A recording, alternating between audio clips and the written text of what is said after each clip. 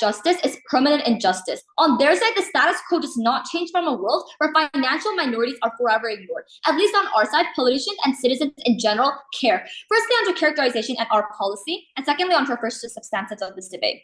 In the status quo, not enough attention is given to financial minorities. Often, middle-class to well-off individuals have the most political power, and politicians make regulations that benefit them because they want to get the most support and benefits possible anyways.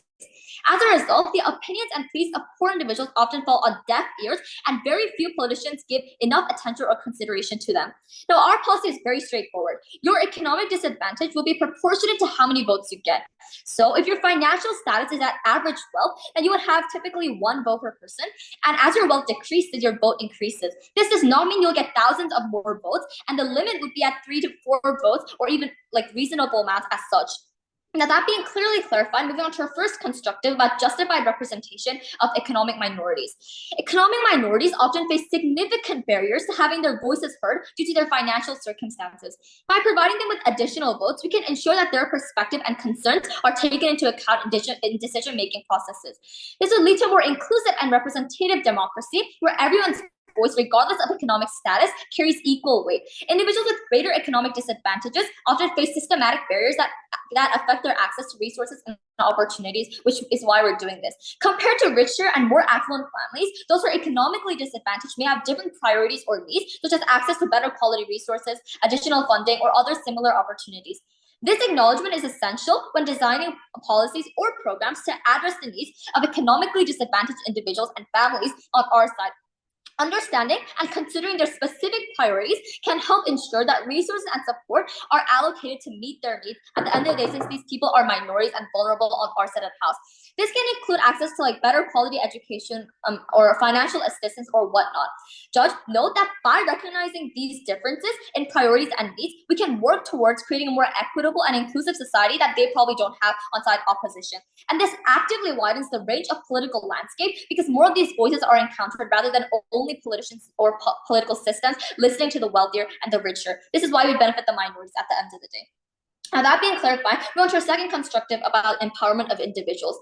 If economic minorities, socioeconomically marginalized individuals such as low-income earners may face challenges in having their voices heard on issues that directly impact their lives, such as access to basic resource or discrimination-based financial class, empowerment is a crucial factor to consider, especially when addressing the representation of economic minorities. When economic minorities feel empowered and heard, they are more likely to participate actively in civic engagement and contribute to society's overall well-being, which only happens on our side of the house, even in their best case. Therefore, we see that empowering economic minorities through additional voices can lead to a more just and equitable society where every individual feels valued and included. Now, impacts here are twofold. Firstly, civic engagement continues beyond there. If economic minorities, of which a good percentage are racial, sexual, or cultural minorities, are given the power to advocate for themselves more than what status quo actually already has, they feel motivated to engage in other platforms and contribute more to their country. A lot of economic minorities were silenced, undermined, undervalued, and underappreciated in status quo. Their work and contributions were taken for as granted. This means if these individuals receive more votes at the end of the day, they perceive this to be a token for apology, right? This gives them a clear motive and incentive to active passionate economic minorities to show a proactive stance in advocating for minorities at the end of the day. Therefore, even in our worst case, we promote equality and empowerment for the minorities and the vulnerable. On our side, politicians can devote a bit of their attention to minorities, and politicians can actually at least pretend. So proud to propose. Politicians should benefit both the poor, rich, and the middle. Just because one's underprivileged doesn't mean they should have an advantage in society, right? Elections should be in favor of all societal classes, no matter the circumstance. In our society, everyone has one vote for the best leader of the country, and privileged people don't have a huge advantage in our society, more than proud to oppose. Okay, so some points are rebuttal refutation against the prime minister, right? The prime minister said that there'll be about 4 votes, and middle class and privileged people have the most power in the world. We say that even if middle class and privileged people have the most power in the world, we will in our stance, we will actually incentivize more politicians to actually make their stances and political promises equal, right? And also we say that giving even 3-4 votes for all economically disadvantaged people makes a huge difference in our society, and doesn't it's not like a small difference in our society, right? 3-4 votes keeps piling up, and even one vote can change the future of our country overall, which is why we think that our point is better than theirs. Oh no, thank you. And also, government from the get-go doesn't know what the status quo looked like, right? The status quo isn't the fact that politicians do not care about these poor people, right? Because if that was a so-called case, what about the cases in which politicians make promises for social security, politicians who give like Medicare for poor people, right? It just logically does not make sense that a politician would not care about the poor people, because they don't then how will they get votes from poor people and they're in the first place, right? Either they're morally right, and even if they don't, they will still care for more votes from poor people. So therefore, more than proud to oppose, right? So 2 arguments in our debate today. No, thank you. There will be first is about how it creates an unfair advantage for poor people, right? The premise on this is that elections work based on the economy, right? So the mechanism on this is that we say that how do elections work in the first place? Citizens vote for candidates who propose policies that are beneficial for them and fits their interests, right? For example, Black voters would vote for politicians who have policies related to affirmative action. And why is it unjust in the first place? This is unjust because it shifts the balance of power. A democratic society, and we tell you, needs one vote only. Okay, so please wait. Okay, so all voices should be equal, right? And that's a very classic and intrinsic value. Additionally, it literally undermines the social contract we have assigned from birth, agreeing to the fact that we will get the same treatment regardless of wealth. Yes? In the word minorities itself, minor exists for a reason. They have been undervalued, underappreciated, and undermined for multiple years. What is your metric and mechanization to compensate those individuals? Okay, so we say that we will try to properly incentivize these politicians to actually like make more fair and good political promises and policies. And first of all, like they like politicians. Okay, so social minorities are like a tiny or like still like make a huge difference in our society, right? So we say that from the get-go, like these politicians won't completely disregard social minorities and will actually think of them for the future of our society, right? So second contention about unfair policies and promises, right? We say if we go what government says and say that there will be more votes for economically disadvantaged people, we say that the politician will make their political promises inclined to favor of these disadvantaged people, completely neglecting the rest of the population. And even if some government decides to assert that privileged people don't need as much protection from the government, we say that privileged and middle class people are the very people that are benefiting to our environment and our economic development the most. Therefore, this point doesn't stand overall, right? We say that once politicians find out that underprivileged have more votes during the election, these politicians will start to make their political promises and policies and promises only mainly supporting the economic disadvantage. All society classes should be benefit off of the policies and promises. We believe that government in this debate creates a world where it's extremely unfair to all social classes, and therefore we could be more than proud to oppose. Thank you. The first reason why opposition loses from the get-go is because it's unclear as to what their side does to spur incentive among politicians to help poor individuals. LO never explains what mechanism, what incentives they'll start pushing to politicians to actually prioritize like lower class individuals in their agendas, when in status quo they have no natural incentive anyways, since these people naturally are the ones that have less power. At this point of this debate, still so proud to propose moving straight on into our rebuttals. Firstly, on their whole model of how politicians are on their side are going to create natural agendas that benefit all classes, like the elitists, the middle class, low income, and everyone. We think that this is very idealistic. LO can't get away with this notion when she doesn't explain how on their side there would be any more attention put towards poor individuals. The reason why in status quo politicians just don't prioritize poor individuals in general is because firstly, they can't relate to them. But secondly, poor individuals just don't have a lot of power with their single one vote per person. Because of this, there's just no natural incentive for politicians to focus on low-income groups. We urge second op to engage before it becomes too late for them to attack this point.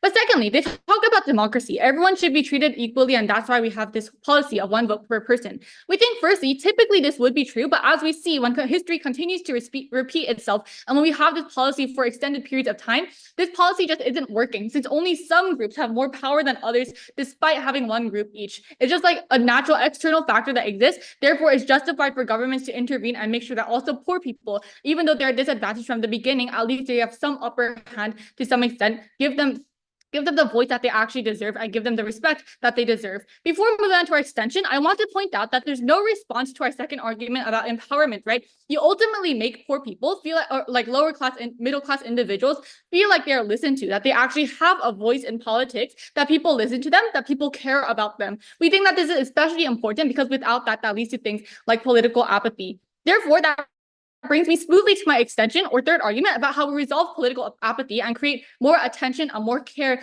or interest towards politics. Two layers of analysis here. Three layers of analysis here. Firstly, governments focus so much on wealthy citizens already. Note that a lot of politicians come from economically advantaged and elitist backgrounds. That was how they got the education to reach the point of becoming a politician in the first place. We don't have a lot of minority or poor representation in governments and courts and status quo. That's why we don't actually see a lot of active change, especially in countries like the US and whatnot. Poor people are very angry because they feel like they are not listened to. Secondly, this creates apathy among the middle and low class population. They feel like their government never listens to their opinions and has no interest in benefiting them. As a result, they find no need to vote since their voice will be ignored anyways. Note that this leads to problems like donkey votes, right? Which happens when a citizen thinks that since their vote doesn't matter anyways, they're going to choose a random box in the ballot and just throw it in because they don't care and their voice will never matter. Third, why is this any better on our side? There's a natural incentive for politicians to get re-elected, so they try to target the group with the most power, which shifts on our side, so their incentive just shifts. Since economic minorities have a stronger voice, politicians would want to satisfy their needs more than anything else. The spotlight shifts to the individuals that needed the most, no longer the wealthy, who already had too much power from the beginning. Three impacts that come from this. Firstly, we have more tangible change for economic minorities. Policies are more likely to be designed to meet their specific needs, leading to more equitable and inclusive outcomes. Politicians will be motivated to provide policies and legislation that benefit them. Secondly, we improve the public narrative and message surrounding economic minorities. There's a general consensus among the public that if you are poor, you have no voice regarding political issues, and you are a mere pawn that is forced to follow along with the wealthy's desires. We would want to break this down by showing that poor people have their own autonomy, they have their own votes, and their voice matters a lot, that politicians can have interest in their votes and actually make change regarding them. Third, we solve political apathy by spurring more interest in politics. When you realize that your voice has power and that you are listened to, you start to have more interest in things. You want to be involved in these topics by actively participating in voting and many other political topics.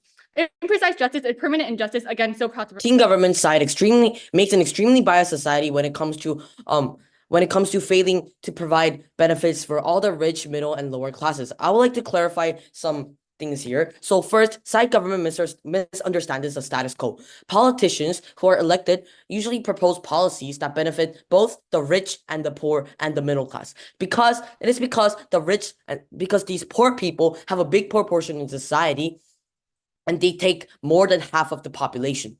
So the politicians eventually would consider both these poor, middle, and upper classes and make their policies, and this is how they get elected.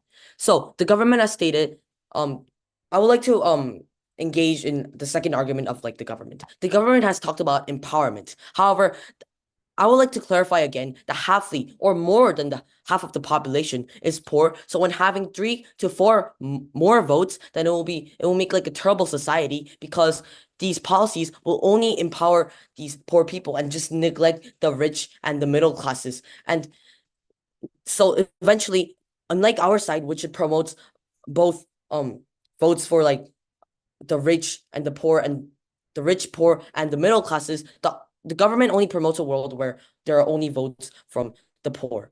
So their whole premise is just based on the fact that poor people are not just represented, but right now, as we have clarified in this debate, poor people are still represented, and since they take half or more of the half of the population. So going on to our rebuttals, so government stated that the politicians would at least give some attention when there are extra votes, like 3 or 4 more votes. However, side government just creates a world where politicians only focus on poor people, since they have a lot of votes and take a lot of proportion in the votes. Hence, unlike the government's aspiring model, where there's attention to the poor and both attention to the poor, middle, and rich classes, they only propose policies that are exclusively beneficial for poor people. So this leads to rich and middle class people failing to, like, for example, like make a business or like do something to like increase their like goals and become better. And since these people are the ones who are like who are likely to generate more money in the economy and who have like a lot of these businesses running,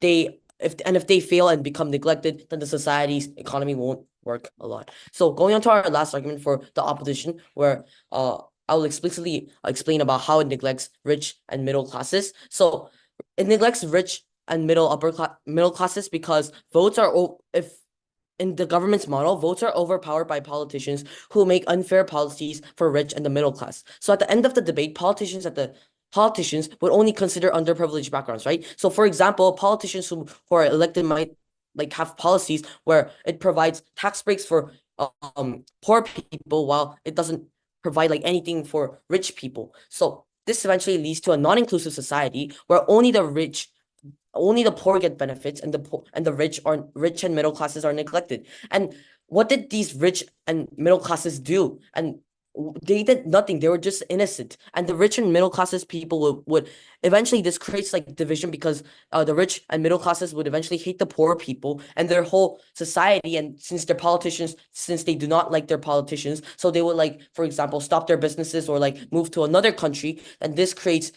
failure in economy. So in our world, a politician who has a fair policy would benefit from both the rich and the poor. So no social class would be neglected, while on the government side, it creates an unfair society where the poor only get benefits and the rich get no benefits, and instead they get harms. So this is why we're proud to oppose the Imprecise justice is permanent injustice. Opposition has no right to deny the underappreciation, undermining, and undervalue that minorities have received for the past multiple decades. They cannot deny that the only platform to concretely and tangibly compensate these individuals is via voting, where results directly display and showcase the compensation. Opposition has to respond to this premise. Moving on to key rebuttals. First, I don't understand why opposition is so contingent on disproving that minorities have not been under severe discrimination, because the unique benefit of governance that we propose to you is that we're actually able to counteract the influence of more affluent voters who might otherwise dominate the political discourse and landscape. Why do we say this? Because rich individuals and corporations can already afford to hire lobbyists and engage in advocacy to shape public policy in ways that benefit their interests, or donate to political campaigns, fund advocacy groups, and influence public opinion through media ownership or advertising that ensures that issues are represented.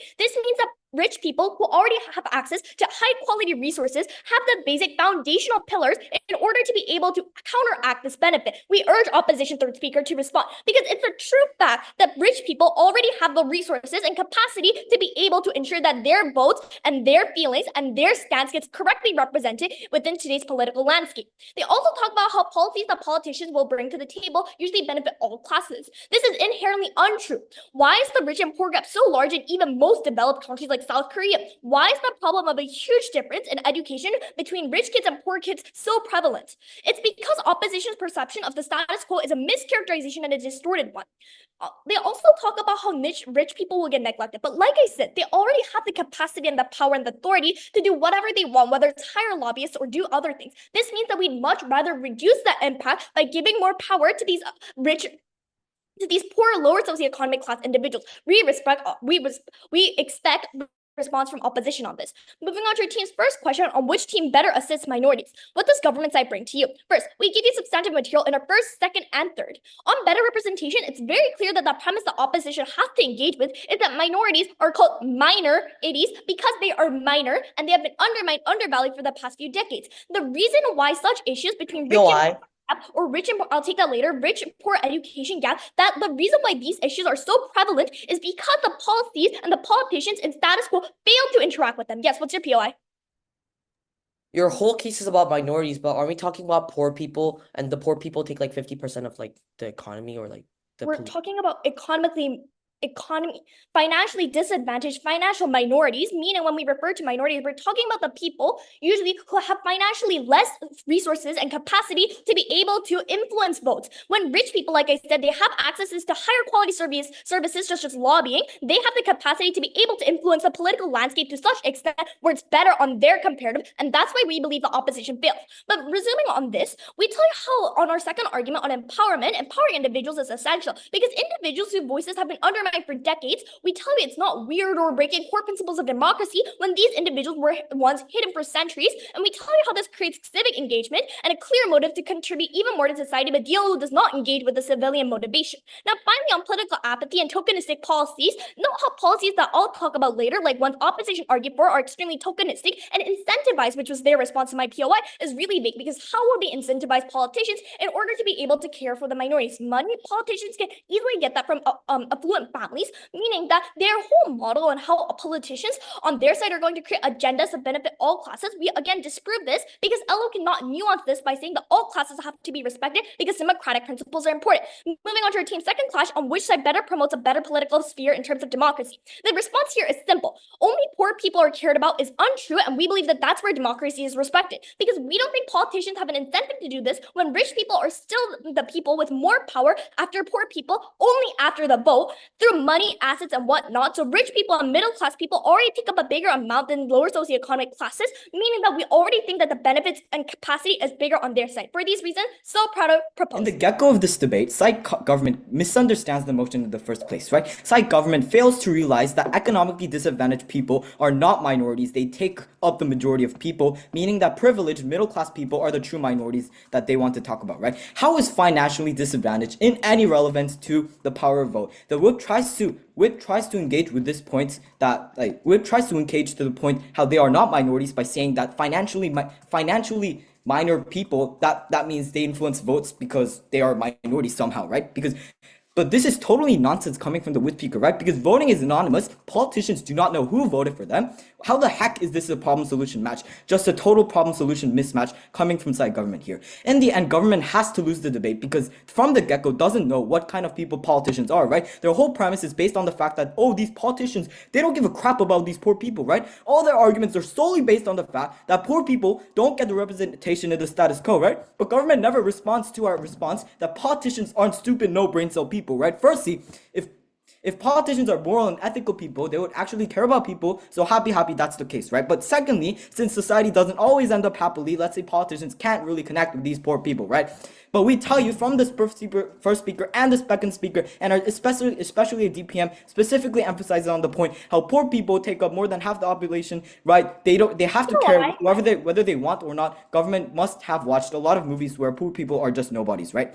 Then, moving on to our first clash, who better justifies the potential for policy imbalance? So when the government from the get-go tries to push on the point on how they make an equitable environment that is more inclusive for these poor people, we tell you from the opposition from the get-go that the policy imbalance is very, very unjustified, right? The premise is that elections work based on economy. People vote for their own benefits, and people with the same interests, we believe, will vote for the same politician, right? This in the end harms three stakeholders. Firstly, rich people. Secondly, middle-class people. And lastly, the politicians themselves. But the first two is pretty intuitive, but we want to talk about the third one, that government doesn't seem to realize that they harm, right? Because when they say that they want politicians to take care more about these like financial minorities, we tell you that politicians who actually want to care for rich people too, they're not going to get enough representation in the society, right? They deserve a chance in the society, right? They don't, like, politicians, they deserve some respect in terms of what they get to do for the society. We don't really have to shift the entire focus to poor people because right now that is not the urgency, right? We tell you the urgency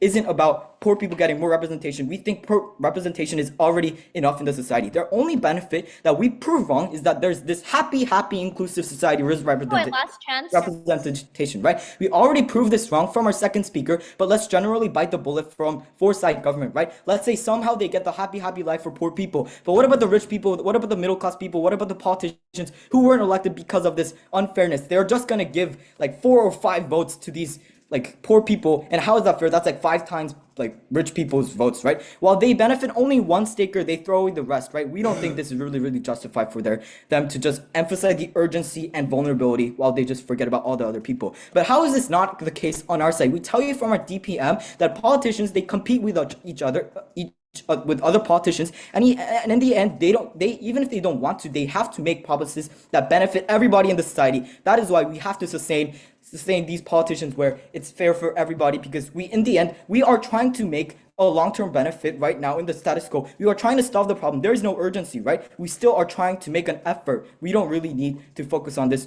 Currently, it's not so urgent, right? Nobody's gonna die, right? Second class true better sustains the democratic principle. In the end, we question if government ever cares about the democratic principle. They fail to recognize that that's communism, right? Because when when you try to make equity instead of equality, that's what communist people do, right? That's how they're saying like, oh, you guys, you should have the same money. Yo, guys, you should have the same values. That's what communist people do. And we live in a democracy where we don't want that kind of society. As a result, proud to oppose. In the get-go of the debate, side government misunderstands the motion since their whole case is about minorities, which are very irrelevant in the motion. Poor people are not minorities. Having less money doesn't mean that there are minorities, as stated in our web speech. People who lack money are half or more than half of the population. And this is why politicians these days both consider rich, middle, and poor classes when they're proposing policies and when they're creating policies for like to get elected. So our society in the first place, in the get-go of the debate, has a huge amount of people who are disadvantaged, and they are one, and this is why politicians vote for make policies for them. So let's say somehow financial minorities are relevant to this motion. Still, we tell you how our whip does say that being poor affects the voting process, because we tell you that it's totally like irrelevant in like the debate. So there are mainly two issues in this debate. So first, which side creates fair policies? So politicians would only, as our side has stated, politicians would only make policies that are beneficial for minorities, because more than like 80% of the voting people are like these minorities. So and the other hand, the government states that it will having more votes for these minorities would empower them, and they will have like at least a voice to like represent themselves. But in the status quo, they still have a voice since they take a lot of the proportion of like these votings. And second, if they take like 80% of like the voting rates, then politicians would propose policies that are not fair for these rich and middle classes. And eventually this leads to this rich and middle classes being hatred to these poor people. So going on to our second issue, which is about which side promotes fair competition and democracy. So in the status quo, economically disadvantaged people are not minorities, as our whip has stated. So how is financial disadvantaged minorities like people who are not like, yeah. So anonymity of the debate, we tell you that it makes poor or rich technically irrelevant. So then they say that financially like minor people would not be benefited because they're not financially poor. But this makes no sense, because these people take half of the population and we give more votes for them. So this is why we're proud to oppose. Thank you. Everyone deserves a voice, but today not everyone is handed the microphone. We actively solve this problem by helping the most vulnerable who were never given the chance to actively speak about their opinions and their views, that were always ignored. For this proposed, I want to start with a few crucial callouts. Firstly, where does DPM get this random statistic that half of the world's population is poor? This is just so distorted. This debate probably takes place in developed countries, and the number of people, the number of poor people in these nations is minimal. That's why we call them minorities in the first place. 50%, certainly not. Also note how the resources and capacity that economic minorities have are less than affluent individuals. That's why their abstract power and influence makes them a minority, and they cannot win on this point. That brings me smoothly to the second call out. Opposition never proves what other incentives they're going to implement to get politicians to fill their agendas full of the interests of poor people. Incentives in the status quo don't exist because there's a general perception that poor individuals are like powerless, and factually they're just minorities in number, and like quite factually anyways. The two main reasons why we win this debate. Firstly, because we actually benefit the minorities. Judge the panel, they tell us that their POI response does not explicitly tell us how they will benefit the minorities who are getting undervalued, other than like sticking to the status quo. Also, starting from LO, nobody tries to engage with this material that our first speaker characterizes from the start of this debate. So how do we benefit minorities? Although some politicians create policies that also benefit minorities, it is comparatively less on their side, because on our side, politicians have more incentives to make policies that help individuals who essentially give more votes to elect political figures. They tell us like, oh, politicians don't know who votes, so it doesn't matter. Their policies will still be targeted to both classes, both poor and rich. And we tell you this from the top of GovBench. Op's only possible path to victory is that the rich and middle class individuals are harmed, and apparently that is not good. Note that we've already taken this point down in several ways. It's very hard to help all classes individually and equally. This is very romanticized and idealistic. Thus, if we needed to choose one group to prioritize over another, for politicians to choose one group to give more weight to, then it should be the poor, the ones that were forever ignored. For all these reasons, clear Gov ballot. Thank you.